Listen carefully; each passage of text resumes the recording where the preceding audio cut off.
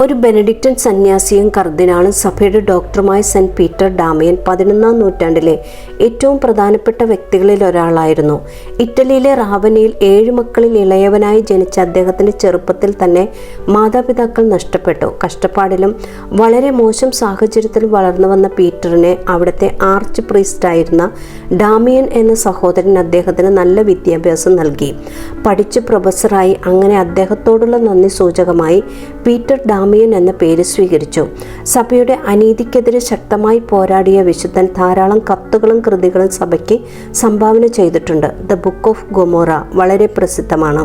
ഒരിക്കൽ വിശുദ്ധൻ തൻ്റെ അനന്തരവൻ ഇങ്ങനെ എഴുതി: ദിനംതോറും വിശുദ്ധ കുർബാനയിൽ യേശുവിൻ്റെ ശരീരവും രക്തവും സ്വീകരിക്കുന്നത് അവസാനിപ്പിക്കരുത്. നിന്റെ പരിധിയിൽ അലറിക്കൊണ്ടിരിക്കുന്ന മൃഗീയ സ്വഭാവമുള്ള മനുഷ്യരെ പുറത്താക്കുക.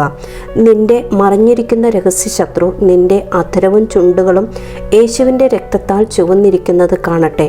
അങ്ങനെ അവർ ഭയന്ന് വിറച്ച് ഭയം കൊണ്ട് കുനിഞ്ഞ് അവൻ്റെ ഇരുളിലേക്ക് നാണം കെട്ട് പലായനം ചെയ്യുന്നത് നിനക്ക് കാണാൻ സാധിക്കും. എന്നെ ഏറ്റവും അധികം അത്ഭുതപ്പെടുത്തിയ വിശുദ്ധൻ്റെ വാക്കുകളാണിത്. ഓരോ വിശുദ്ധ കുർബാന സ്വീകരിക്കുമ്പോഴും നിങ്ങൾക്കും ഈ വാക്കുകൾ ഒരനുഭവമാകട്ടെ എന്ന് പ്രാർത്ഥിച്ചുകൊണ്ട് ആമേൻ.